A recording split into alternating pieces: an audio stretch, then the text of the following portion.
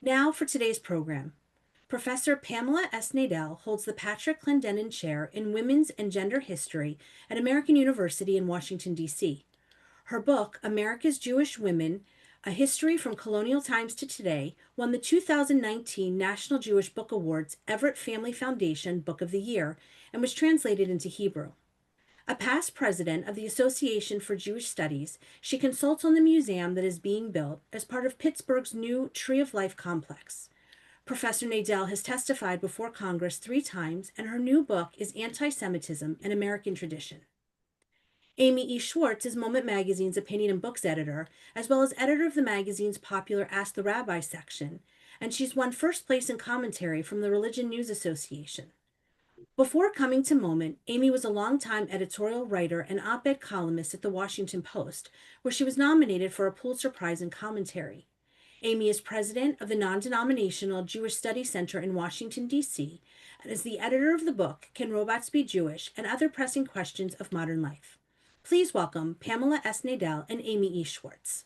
Thanks very much. Thank you so much, Pam, for coming on. It's Thank such a you. My Professor pleasure. Nadell, I should say. It's such Pam, it's fine. Pam.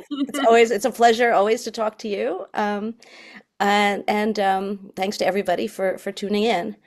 So this is a fascinating book. So much in here I did not know. And of course, it's like reading about education. Everyone goes into this thinking they know all about anti-Semitism in America because, everyone lives here. But I want to start with a moment sort of quite deep into the book where you quote the ADL's Benjamin Epstein as saying in 1974 that the golden age for Jews in America is over. It's the pendulum is now swinging in the opposite direction. It's going to get worse again.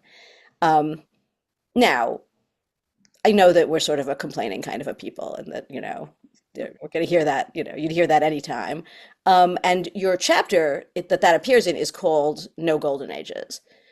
But I want to ask you, I mean, of all the many reasons that you wrote this book, and we'll talk about more of them later, was one of them that you thought that people really think that everything's always been fine for Jews in America, and that only now is it suddenly the end of the golden age? Is that a thing?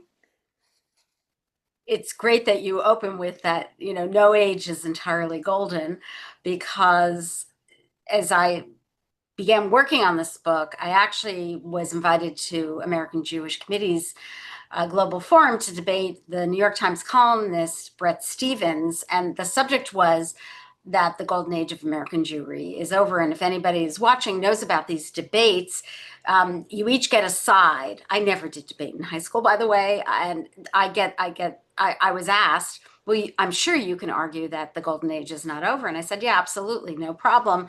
And then, of course, we get a couple of years later, Frank Foer's cover article in The Atlantic, The Golden Age of American Jewry is over. And I think for me, there was a way of looking at this, even back in 2022, and this was summer of 2022. And that is the cup half full, or is it, half empty?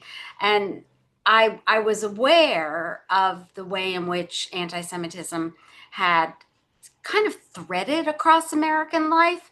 And I knew that it continued to thread even in that era that we thought was the purported golden age.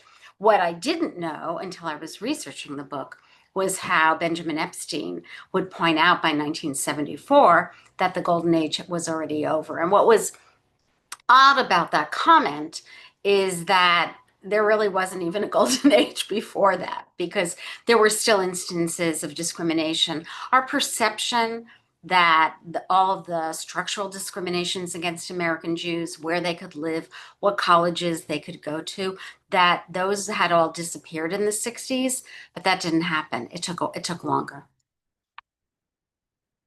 Oh, I don't hear you. Oh, you're on mute. Oh, I'm sorry. No, it struck me. I mean, also that's fascinating in itself. But also, I would have thought. It sounds like you're saying too that the golden age after 1974 was really the golden age. If there was it kept getting better. All up to and including Joe Lieberman and all these Jewish college presidents and sort of. It's just interesting to think that things always look like they're as good as they could possibly be, and now they're going to get worse again. Is that something to stop haranguing you and ask a question? um, is that a pattern you saw through American history once you opened out your lens and wrote this book? There was the pattern is that it's a question of how much attention we paid to anti-Semitism and how much we knew about what was really happening. I mean, let's use specifically this last quarter of the 20th century. So I think the first thing to say is that as a historian, when I everybody's talking about the golden age, so what do I do as a good historian? I start reading about golden ages.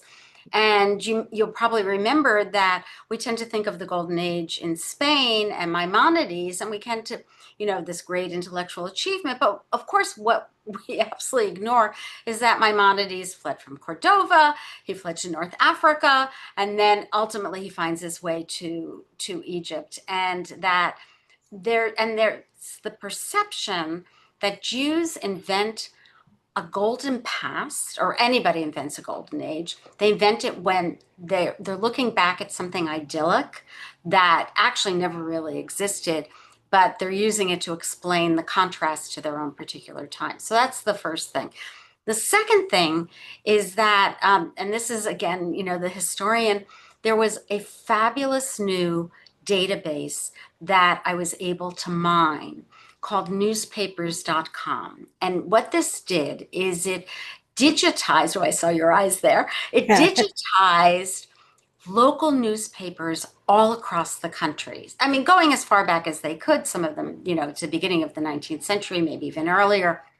And all of a sudden, I was able to search and then develop a spreadsheet on this for instances where synagogues had been attacked, where there was arson, where Jews had been attacked. And I could find explosions of anti-Jewish animus that had happened in these Golden Age years that were surely impacted their local communities, but they didn't make national headlines. So they were hidden from us. And I actually, one point in that chapter, I talk about, I am sure the Jews in X city remember the attack on its synagogue in this year. And I did that like for a whole bunch of different cities in the US, so that it was never completely a golden age. But let me emphasize, because what you're emphasizing too, the structural barriers to Jewish life fell.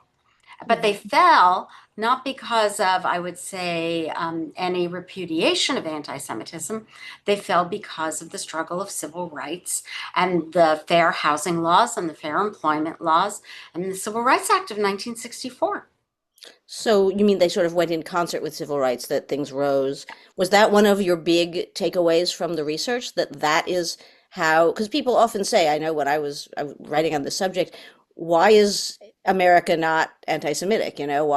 Where does that come from? And no one really knows. So this is one possible answer. Right. It's one possible answer, but I would also say that there are many Americans who are anti-Semitic. Right. No, I didn't mean it. Yeah. Well, so I mean, there's already a very good question in the queue, which I'll just jump on, which is we should probably start by asking, do you define anti-Semitism a particular way for the purposes of tracing it? Oh, I'm so glad you asked that question because I just read a whole book, not mine, about defining anti-Semitism. I actually do not, and it was a deliberate decision. So many of the viewers today will be familiar with the IRA definition of International Holocaust Remembrance Alliance definition of anti-Semitism, which is actually when Congress debated legislating it, was the first time I went to Congress. May be familiar with the Jerusalem definition, the Nexus definition, or my favorite attributed to Isaiah Berlin, an anti-Semite is someone who hates Jews more than absolutely necessary.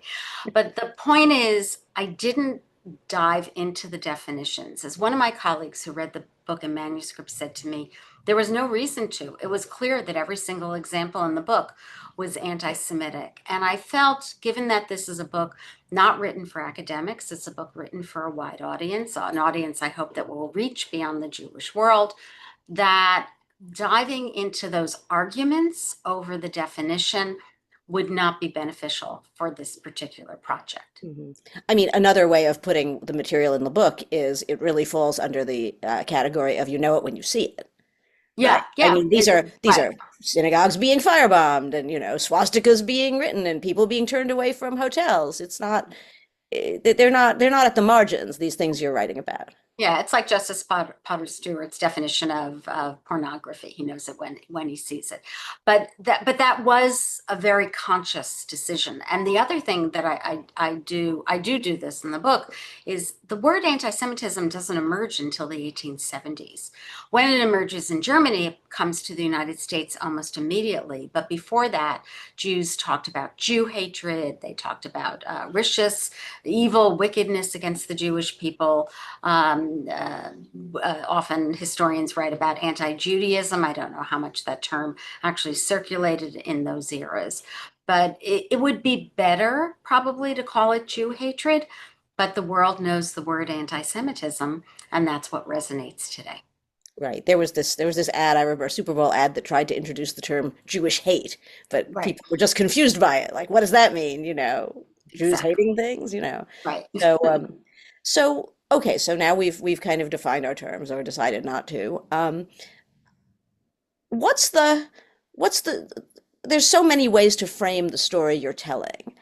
What did you think of as the story you are telling? Is it a story of things have always been this bad, so don't think they're getting worse? Or, I don't know that I would say things have always been this bad. I do think I've been saying this for years. I actually think we're in the moment that should be called the high tide of American anti-Semitism because it's the first time that it's coming from both the right and the left so extensively.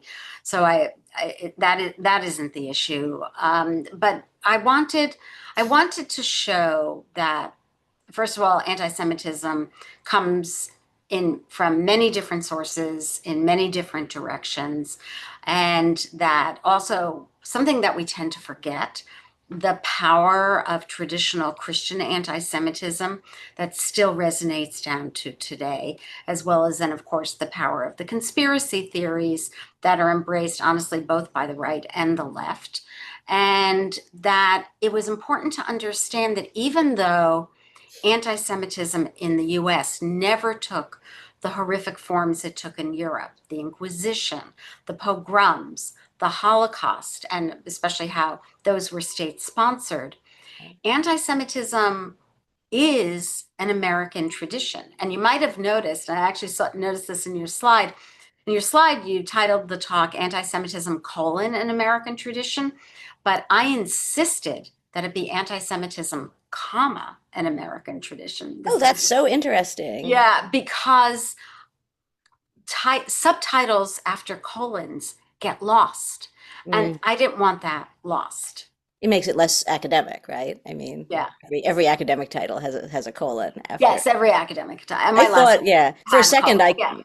for a second I clutched there. I thought you were going to say we put a question mark after it. Yeah. No, no, it was, but it's because the argument in the book is that just because it didn't take the forms in Europe doesn't mean that it's not part of American history.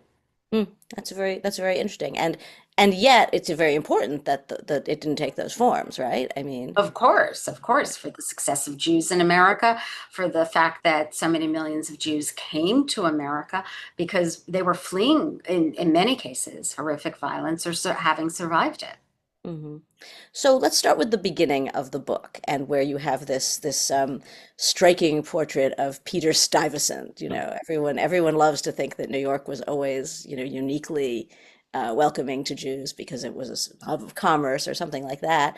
And there you are at the very beginning of the story is Peter Stuyvesant saying, "No, they're disgusting. Make them go back." Um, so but I did notice the other piece of that story is he failed, right? He Right. was not allowed to send them back. So I'm curious, one of the things that emerges from this book is that it's a story of anti-Semitism, but it's also constantly a story of fighting back. Right, Was exactly. was that what the story you wanted to tell, or was that what emerged? That, I mean, that's certainly, I think, an important takeaway from the book is that there are so many examples where the Jewish community succeeded in fighting back. And I think it holds out hope for us today in a very difficult moment. But what I love, first of all, Peter Stuyvesant, just to tell everybody, that in September of 1654, 23 immigrant Jews fleeing persecution in Brazil are land in New Amsterdam. And this is the colony Peter Stuyvesant governs. Were they alive in the 20th century, they would have been shocked to learn that there was a high school named for Peter Stuyvesant that had tons of Jewish students. But Stuyvesant, who had been a Dutch colonial governor also in the Caribbean before this, where he also didn't want Jews in the colony, Stuyvesant, a couple of weeks after they arrived, sends a letter back to the Dutch West India Company in Amsterdam in Europe, which owned the colony and therefore set the policy, and asks to, quote, expel this deceitful race, such hateful enemies and blasphemers of the name of Christ. And then later in the letter, he actually also calls them usurers. And what struck me about the letter is not only is that a perfect place to begin a book talking about the long history of the hatred of the Jewish people, it also is a story about what did he want to happen here, which was what happened in Europe. Jews got expelled from England in 1290, from France in 1306, and of course the Great Expulsion from Spain in 1492. So how do you deal with the problem of the Jews? You just don't let them in. You close the gates. And then what we have is we have a very powerful story of not only the Jews who have landed writing to their brethren in Amsterdam, pleading for them to intercede, but also the Dutch West India Company deciding they need colonists, but they let the Jews stay, but under the provision that they won't become a burden to the government. And it sets the tone for the idea that Jews in America, and frankly, as they did elsewhere, must take care of their own. So the foundations for building a thriving Jewish community are also in the response to Stuyvesant's request. Hmm. And so you think that's why Jews have done so well because they had no recourse to the public. They would have been thrown out if they'd become a charge on the public. I don't know that it's why they did so well, but and these Jews are very poor, and actually the first winter is very difficult. And most of them, we believe, either died or they went back to the mainland. But there were some Jews who came who were merchants who were successful. But the Jews gain under Stuyvesant in New Amsterdam, they gain a toehold in America. And what we need to remember is that even up to the American Revolution, we're about to celebrate the 250th anniversary of the Declaration of Independence in another couple of months, the American Jewish community was so tiny. We're talking about less than a tenth of 1%. There were maybe 2,000 Jews in all of the colonies on the eve of the revolution. And that's actually the higher number. Interesting. And what do you think, what are the implications for that in terms of easier or more difficult? I mean, most people will never see a Jew, right? Right. Most people never saw a Jew, but they heard a lot about Jews in the church. And Hmm. the ministers who preached, and the ministers spread the ideas of the blood libel. And of course, what we have to remember is this was a Christian world, and every Christmas they learned about, Jesus, and then every Easter they learned about the Passion story and the role Jews played in calling for Jesus's death. And we can't minimize the power of that narrative. Hmm. Do you, I forget if the book goes into this in detail. Did the when the church officially gave that up, when the church in Vatican II chose to formally abjure anti-Semitism, did you see that in your research as making a difference to Christians and Jewish on the ground, so to speak? Well, the first issue is the church only speaks to the Roman Catholics. And Right. so the Lutherans and the Presbyterians, this is not part of their tradition, not part of their teaching. There's tremendous change, certainly by the 1960s, in terms of the idea that that not all Jews for all time in perpetuity should be blamed for the death of Jesus. But that doesn't change the text of the Gospels and the stories read. Which people still encounter from time to time in Europe and go and phone the ADL and say, "Help, help, they're doing it again." Yeah. Um, so there are so the one way of talking about this is you see a sort of a wave, like as you say, a sort of a tidal phenomenon where it comes and it goes and it comes and it goes. But what's the overall, is that the overall structure, or do you see sort of a gradual narrative, like a contained narrative that leads to sort of the 60s? What I see is that when there are relatively few Jews in America, which is basically the case up until a decade or so before the Civil War, that anti-Semitism, which is not the right term, it's really anti-Judaism, it appears, but and there's some limitations on Jews, but by and large, as you said earlier, most Americans would never have met a Jew. Then, by the time we get to the 1850s, the Civil War, and beyond, we move into a new era that is really an era in which anti-Semitism, by the end of the 19th century, America becomes, as one historian has called it, a full-fledged anti-Semitic society. And we see that in terms of the turning away from hotels, the rejection from clubs, and the spread of ideas about Jews as nefarious economic agents, and using, for example, the Rothschilds as a metaphor for Jews. So that takes us up until the end of the 19th century. Maybe you can see the culmination of that with the case of Leo Frank in Atlanta, the pencil factory manager. Maybe some people who are watching it have seen the musical Parade that played again recently about Leo Frank, who was wrongfully convicted of murdering one of his workers. And when the governor of Georgia commuted his life sentence to his death sentence to a life sentence, a mob, without firing a shot, took him out of jail and lynched him. And there's a long, long legacy of this, and the way in which this event really shaped American Jews. But there's a transitional moment, I would say, after that, basically from World War I to World War II and somewhat beyond.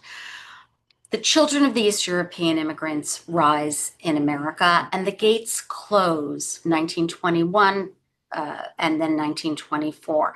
The United States begins to restrict immigration legislation, and its restrictions actually are motivated by restricting poor East European Jews who have survived World War I from coming into America. That's something that I show in the book, and something that's really clear. So what happens then, that's the period when we begin to see the evolution of structural discriminations. A. Lawrence Lowell, president of Harvard, writes on the front page of the New York Times that he's going to restrict the number of Jewish students coming into Harvard because that's going to solve the problem at Harvard.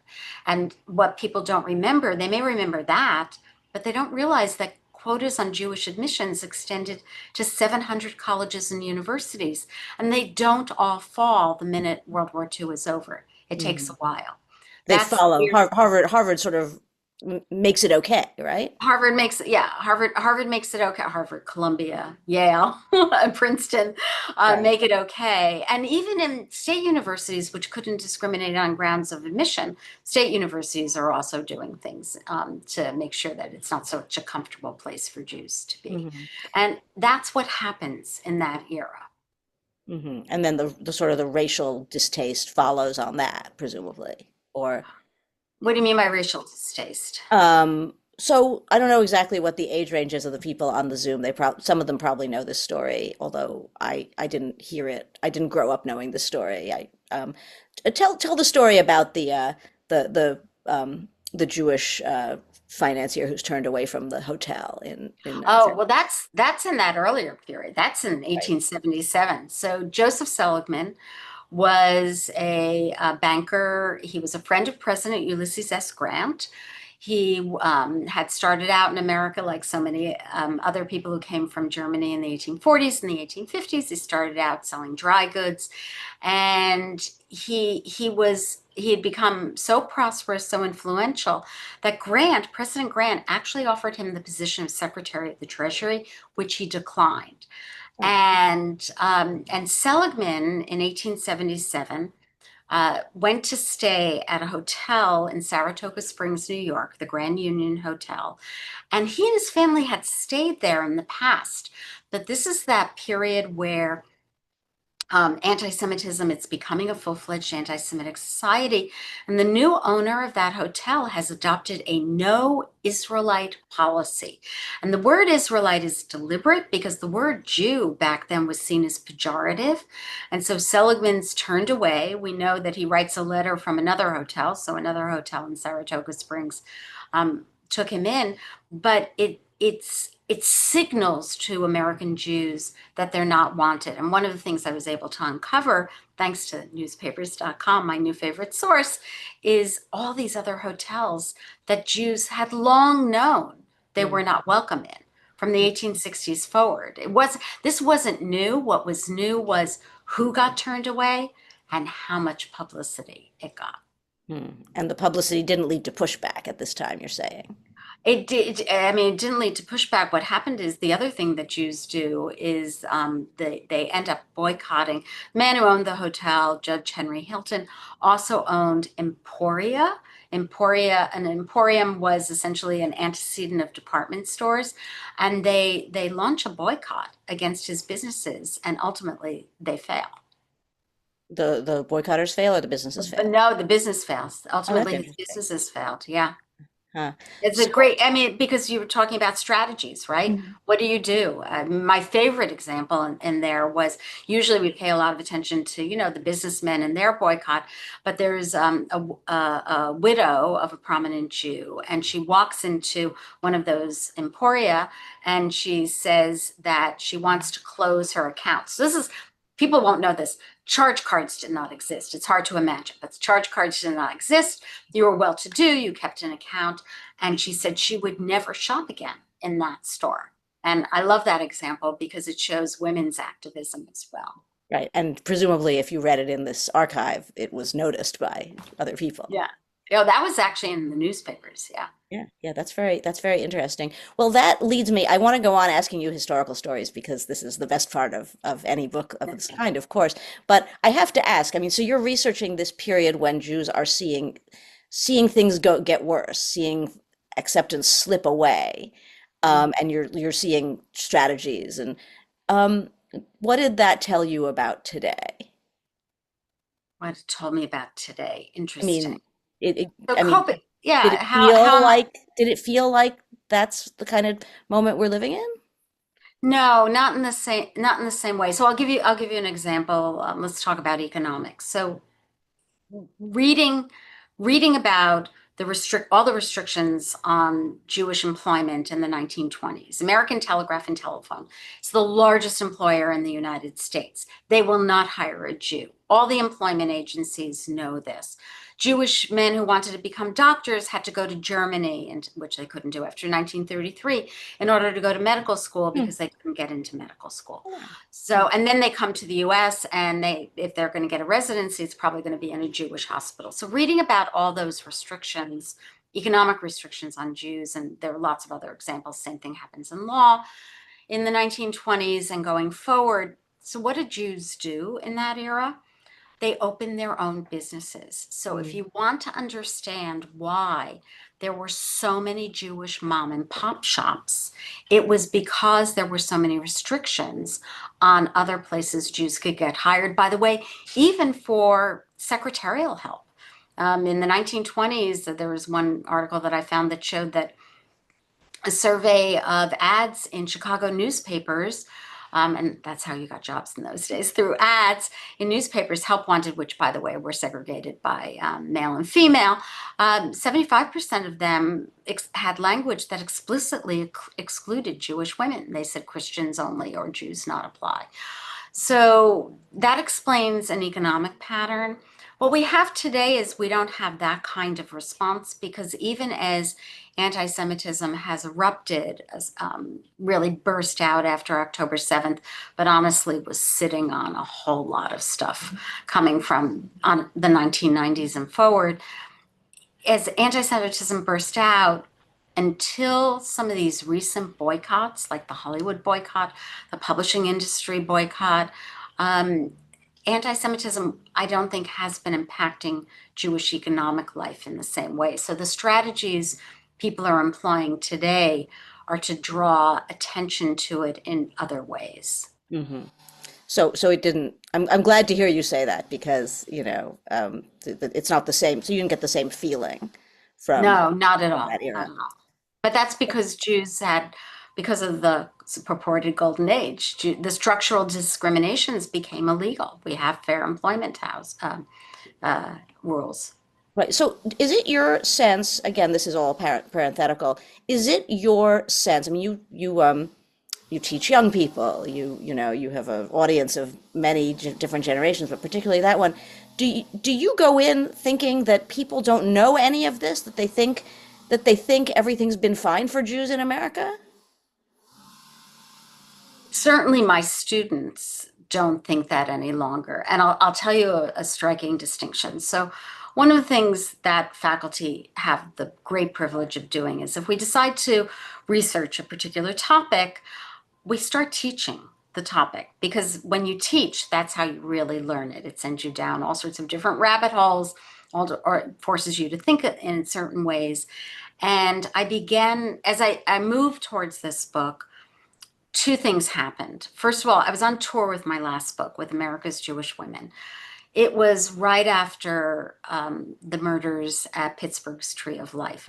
That book came out in 2019. Those murders were in the fall of 2018.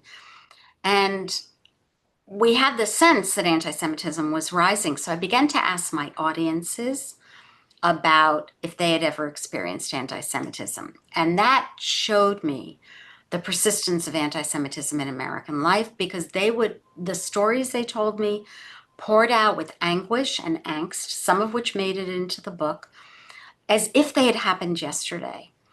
So These are young while people or older no, people? these are older people. But Right. while I was doing that, I was also developing this new course called Anti-Semitism Enduring Hatred. We have this wonderful teaching opportunity, which is also great for the students, but fabulous for the faculty. We have seminars with only 19 first-year students. They're my favorite group to teach. And we would talk about it was anti-Semitism, and I would do anti-Semitism historically, but I would always have a piece of the course on the US. And that those students hadn't by and large experienced anti-Semitism in the first years that I taught that. But this year, this fall, every single Jewish student in the class, every student who identified him or herself as a Jewish student, every single one has experienced anti-Semitism. And that is really distressing. That is, Just this year, just. no, not necessarily this year, before college, before they got to the I university. mean, this is the first year you're hearing it. This is the first year that I've heard it. Now, That's I very didn't interesting. teach, I was writing this book the year before. Well, no, last year I was back in the classroom. I was writing the book 23, 2023, 2024. I was on leave to write. So then I taught this course in fall of 04 to 24, and I'm teaching it now. But that was not the same case even last year. Interesting. And that leads to the obvious question. What kinds of incidents are they talking about? Are they the same kinds of things you see historically, or is it a new type of anti-Semitism? I mean, certainly it's anti-Semitism that is often expressed as anti-Zionism, but that also has been going on for decades, so that doesn't surprise me. But also old forms of So, like, anti-Semitism. for instance, what sort of things do they tell you? The I mean, everything from being called, you know, pejorative names, being bullied in school, down to even occasionally physical assaults. So, and remember, I don't have a definition for anti-Semitism. My definition for anti-Semitism is if somebody experiences it and they think it's motivated by Jew hate, it's anti-Semitic. Are these students always experiencing this in the context of Israel Palestine, or I we have it, I'm actually very careful not to dive into that too deeply with them. I mean, we are definitely going to talk about Israel and Palestine in the class, but I don't. There are a couple. I don't ask them to describe their experiences. This happened to be in the course of a discussion where they were introducing themselves and explaining why they took the course, and I'm also concerned about asking them questions about personal experiences that might upset them deeply. So I don't really know what the specifics are unless privately, as they sometimes confide. So it's more yes, no, have you experienced anti-Semitism? Or they say, I take this course because I'm experiencing. Hmm. And that's It's new. just that all of Yeah, them raised it, yeah. and that had not happened in the past. That is that's interesting. Do you attribute that to a, well, you said you were expecting this for years, but do you what do you think they're experiencing? It's post October 7th. Yeah. And it's They were, interesting. Go yeah, ahead. in school post October 7th. So, I mean, I I know that a lot of people probably think that you wrote the book in sort of response to all this, visible anti-Semitism, but in fact, you'd pretty much finished it by then, right? I was doing the writing, I'd finished the research. So this book is really what I would call a post 1027 book. October 27th, 2018 was when the anniversary was yesterday. 11 people who were worshiping in a synagogue in Pittsburgh were gunned down during services. And that that event, and actually, and Suzanne said in the introduction, I'm working on the rebuild of the Tree of Life, which is going to have a small museum in the building that will focus on the history of American anti-Semitism. And that event not only traumatized Pittsburgh and, of course, the Pittsburgh Jewish community, but the trauma of that shocked Jews, maybe around the world, but certainly in the world I know in America, and also, frankly, in Israel. I heard from people in Israel afterwards. How could this happen? And after it happened, a couple of a small group, like my world is like this tiny little group of American Jewish historians. We're really small. I mean, it's two handfuls. And we began meeting, and this is pre-Zoom. There are a whole bunch of people in New York. I'm on via some camera, probably via Skype. I don't remember what the technology was. And we started talking about, we had missed this story.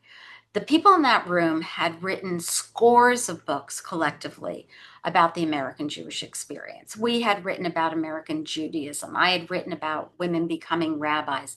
I was at that point just about to send out into the world a big book on America's Jewish women. And we had written about Jewish politics and Jewish success and Jewish camps. I mean, just a whole range of topics. But none of us had written a book about Jews in America and anti-Semitism. And that's what set me on this course. This book took me 6 years, which for an academic is not a long time. Right. But what a 6 years also. Yeah, but what is 6 years? Which is also why it's getting such a reception at the moment, because um, I'll tell you this. You know how, like, you send off a book, you send off a book, and then it takes like 9 months to come out into the world. And I sent off the book, it's in production, but it hasn't gone into public, it hasn't gone to print. And at the Capitol Jewish Museum, a young couple in May of this year leaves the museum and is gunned down by a man who says that he did it for Palestine.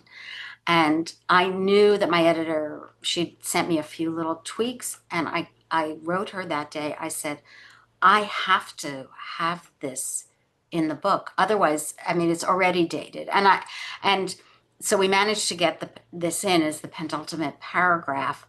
But as I wrote this book, I also knew that wasn't going to be the last event that belonged in the book. And even 10, 12 days after that was the firebombing of the protesters or demonstrating for the hostages in Boulder. And by then it was too late to add that. But the reality is there's going to be something else that needs to be another story that belongs in this book. Yeah. Well, one of the things, of course, that I find about history is it does tend to answer the question like, how could this possibly happen?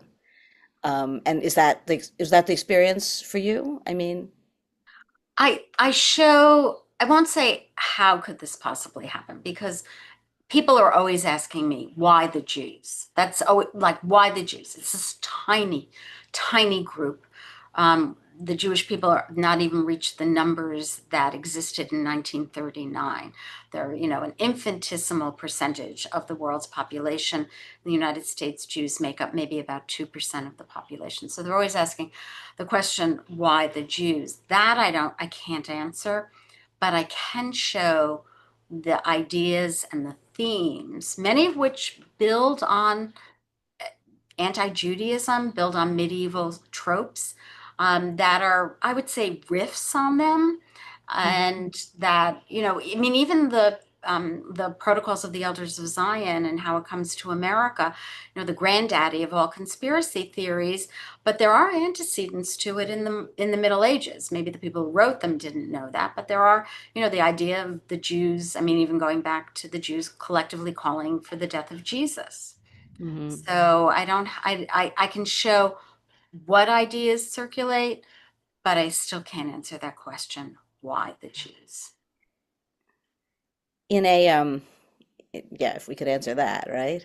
Um, how did the Protocols of the Elders of Zion come to the United States?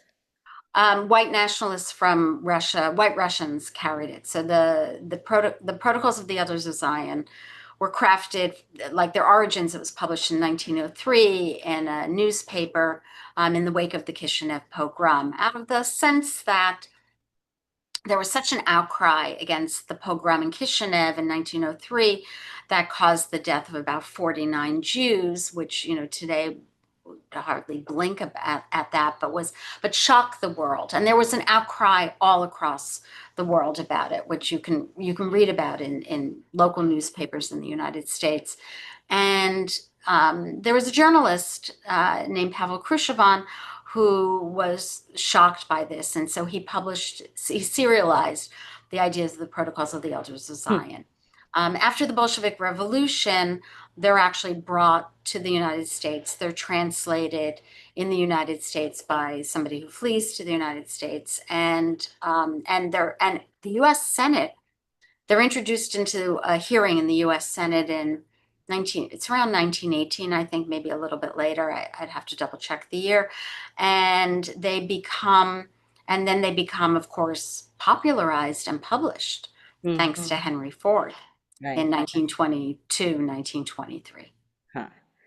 So you mentioned a Senate hearing, and so I have to ask you, you were, of course, on the dais with the college presidents, including Claudine Gay, during that infamous hearing when they were all attacked for, and they were asked if they would, well, everyone knows the story. Did you, when you were sitting there, did you say to yourself, "Oh, something bad is coming from this"? So I had I I mentioned I testified in Congress in 2017. In November of 2023, nobody will remember this. I also testified in Congress at House Judiciary. Mhm. And it was a hearing about free speech on campus. And then I get called by the House Committee on Workforce and Education to testify. And I called my editor because what nobody knows is that when you testify in Congress, you actually are asked to write a text that is your written testimony, which you're supposed to summarize in exactly 5 minutes. And there's a clock in front of you. So I said to her, by the time I finish writing another written testimony for Congress, I could have finished one of the chapters of the book. So she says to me, just do it one more time. So I said, okay, fine, I will. I got to that hearing and several things struck me in the hearing. First of all, the misogyny was unbelievable. There are Mhm. four women sitting at the witness table, and we are looking out predominantly at a sea of men. Mhm. And all of the presidents who were testifying that day, the longest had been in office for a year and a half. One had only been in office for a couple of months. The hearing went on for 5 hours. And what was clear in that hearing was that it was a hearing that was opening the assault on higher education, which we know we hadn't paid so much attention to back then, but that then candidate Trump was calling to tax the endowments of the universities and create a free online university, which would then staff the government. And in his campaign video, actually said it would not be a woke university, could not be a woke university. So the part of the hearing that went viral were about a couple of minutes in the fifth or the fourth and a half hour of a very, very long hearing. And I listened to them. I thought about interrupting, and then I thought that's really dumb. So I didn't interrupt. But Oh, wow. they were, well, two of them lost their jobs. To be honest, Liz McGill from University of Pennsylvania was already in deep trouble over a conference on Palestinian culture that had happened a few months before. Claudine Gay might have kept her job if it weren't for the the plagiarism allegation. And Sally Kornbluth at MIT kept her job and actually brought me in for an entire day where I had some amazing meetings with faculty and students. Hmm. Well, we have only time for one more question, and apparently there are great questions in the queue. So, um, when you're talking about the period when anti-Semitism is waning, or at least in public, you mentioned that anti-Semitism is pushed off center stage when it is framed as not just bad for Jews, but bad for America and bad for Americans. So, what did you learn from all this about sort of what kind of techniques work? Like looking out today, what do you see people doing that works, and which ones do you say, oh, that's been tried, that's no good? I always get asked about, what will work so that I could solve the problem. Let me Oh, say, if I could solve the problem, I would have a completely different job. What worked in the 60s was federal legislation. What will work now? I don't know. I mean, the Biden White House had developed a program to combat anti-Semitism, and I don't think that it really advanced it much. But you've made a crucial point, and that is that this attack on Jews, the animosity expressed towards Jews, I would say actually the normalization of anti-Semitism today is a manifestation of a much deeper problem in American life and an expression of the permission essentially to express hate to all sorts of different groups. And we need some kind of course corrective that will tamp down on all of this expression of hate. But I don't know how it's going to happen, where it's going to come from. actually, I think I have one. I'm going to ask you one more question, despite what I said, and that was a good note to end on. But I'm sure there are others. You've been on the road with this, right? You've had a lot of it. You've done a lot of events. And what kind of things are you hearing? What are you hearing out there? How are people reacting to all this? Well, I've had very warm reaction. I've been with journalists like Franklin Foer and Bret Stephens. I was at Politics and Prose in DC with Senator Cardin, which was really just wonderful, wonderful place for a launch and so thoughtful. And I would say one of the things that I'm hearing is actually relates to your last question. The former Maryland Senator, Ben Cardin, he said to me that when he was in the Senate, which he was for 18 years, he never introduced a bill that did not have a sponsor from the other side. So, what I'm hearing is that desire to see if we can build those bridges again, not just for Jews in terms of trying to fight anti Semitism, but that somehow we can get past this terrible moment of this vicious political divide that we have in the United States. I'm hearing despair, but I'm also hearing a lot of people trying to work, and that gives me hope. You're on Thank mute. you so much. Yeah, I also have a loud background. Thank you so much for all this wisdom and for writing this fascinating book, which brings answers so many questions that we didn't know we had about the past. I'm going to turn you over to Suzanne, and to the questioners, regretfully, but thank you so much for coming on. Well, thank you. It was great being in conversation with you. So much fun.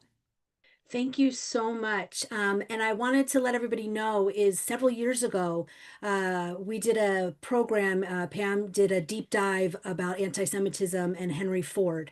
And I will, when we send out the email with the link to this, I'll include that as well so you can learn more about that. There are a few questions going back to the medical field. You mentioned doctors weren't getting jobs. There are a lot of Jewish hospitals that people don't know about. They're called the Jewish Hospital in Louisville, Kentucky, or St. Louis and Denver. Were they started because people feared of going, or they weren't being treated at other hospitals? And then the second question someone said is that a lot of medical schools are having students and residents take mandatory classes on racism, colonialism, etc., that are being challenged. And there's been a lot of students and physicians online who have posted themselves saying they are not going to treat Jews. So, um, how can they say how can doctors be trusted to treat Jewish patients? And kind of are we going back to maybe some of the reasons these hospitals were started in the first place? Well, we're definitely going back to an episode that I write about that happened in Brooklyn, where Jews, this is early 20th century, where Jews who were both residents, medical residents, but also Jewish patients, were mistreated. I I think I mean, the questions give me an idea for, an article that I need to write, which is this long history of how anti-Semitism has threaded through the history of medicine, both in terms of training and in terms of patient care in the United States. What happens in the mid 19th century is that American Jews begin to create Jewish hospitals. So they have names like not only the Jewish Hospital, but Mount Sinai, for example, Beth Israel Hospital, for example, and they do that in the 19th century because most hospitals were established under religious auspices. So they're concerned about being treated in a Christian hospital. And I even have in one of the early chapters the example of a man who's begging someone that he will have a Jewish burial, and who actually may well have been forcibly converted before he died. So, kind of one like a one-off story. But I think it would be possible to write much more about that. So, Jewish hospitals were established, and then they become training grounds because as the quota system in colleges and universities starts at the undergraduate level, it also extends to medical training. And as I mentioned earlier, Jews who want to go to medical school either go abroad or maybe they get in under the quota, but then after they get out, they have difficulty getting residencies, or they get residencies and they're mistreated in the residencies. And then we have the same problem in terms of once they open practice. For example, I remember an example of a place in Minneapolis, which had a strong anti-Semitic tradition certainly in the 1930s and the 40s. And one building did not, which was like a medical arts building, would not rent to Jewish doctors, or they would allow one Jewish doctor in there. So there's a long history. And now what you're seeing, and I'm seeing articles about the same thing, is about anti-Semitism in medical institutions, hospitals, medical training today. I'm seeing those exact same kind of articles. How much it impacts everyone, I don't really know. I'm only saying that because my daughter, who is a resident in surgery, says to me she hasn't really experienced much, but I don't know. I don't know what's I going will on. say, I have a friend who started an association, a medical association, specifically for fighting anti-Semitism. Wow. She started that a few years ago. Yeah. Somebody wanted to know, talking about the weaponization, the current weaponization of anti-Semitism. In the current administration, it seems to be that anti-Semitism is a vehicle to assault higher education and DEI. We've seen all the funding being taken away from universities as a reason for protecting people from anti-Semitism, or their universities aren't doing enough to stop anti-Semitism. What are your thoughts on this? Do you see this as a weaponization of anti-Semitism? I absolutely see this as the weaponization of anti-Semitism. So I think what happened, so first of all, let me say, canceling cancer grants is not the way to solve the anti-Semitism problem on campus. There is a problem with anti-Semitism on some campuses, not on all campuses by any means, and that actually often has to do with the status of the campus and the wealth of the campus. And, you know, students who are at colleges where they have to hold down multiple jobs don't have time or the resources to, you know, stage an encampment.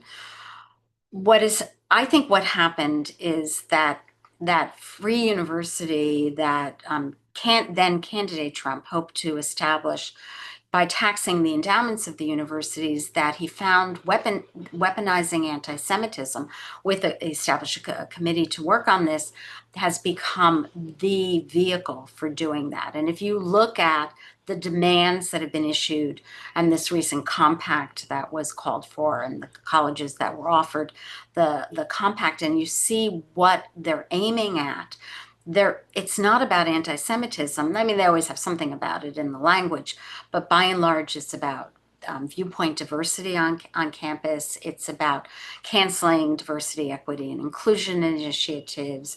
They're about essentially bringing a conservative agenda to the campus, and also trying to exercise control over what is taught and who gets hired on campus and which students are admitted. It's extremely dangerous because in the end, and I think this is extremely dangerous for Jews, in the end, if American universities lose their place of preeminence in the world in terms of scientific research and medical research, that in the end, somebody's going to remember the pretext for doing that was the Jews. I'm going to try and squeeze in two more quick questions. The first is, we interviewed someone a few years ago, and one of their concerns was, it was during the Biden administration in 2019, and before he was elected, and the concern was that he was concerned that there were too many Jews in these prominent political positions. And he felt that that could have a blowback onto the community. Move forward to today, and we have Governor Josh Shapiro, whose governor's house was set on fire. Do we think that we're going to continue to see as many members of the Jewish community in political offices? I think that Jews will continue to run for political office and find space in political office in American life. I'm not as worried about that change, but what you are pointing out is that when Jews get into positions of leadership anywhere, not just in politics, often they're marked out as Jews. Mm-hmm. Yes, thank you. All right, so as we wrap up, I mean, we could be here for days. What message do you give to the people? What do you want people to get out of reading your book? And any big takeaways? I would also say for young people coming up who, as you've said, are experiencing more and more anti-Semitism. That is something that many of their parents never experienced, and so we have a harder time helping them through it because we never experienced it ourselves. Right. I think my main takeaway is that anti-Semitism is part of American history. And that even if you might never have experienced anti-Semitism, you maybe, I would say it's almost kind of rare, because I remember after October 7th talking to people and they said to me, I never thought I would live through anything like this. I never experienced anti-Semitism. And then in the next breath, they said, oh, but of course they threw pennies at me. and they remembered that particular exchange. So while it is distressing, I would also say anti-Semitism is part of what it means to be a Jew. And but I am hopeful that Jews will continue to thrive in American life. Great. Well, thank you, Pamela Nadell, Professor Mhm. Pamela Nadell, and Amy Schwartz. We really appreciate today's conversation. Again, her book is Anti-Semitism, comma, an American Tradition. I've put a link to the book in the chat. I will send it to everybody post conversation. And please go to Moment's website at momentmag.com, where you can subscribe to our magazine and you can read other articles about anti-Semitism and view our upcoming programs. Thank you, everybody, for joining us, and we will see you next time. Thank you. Thank you. Bye Bye. bye.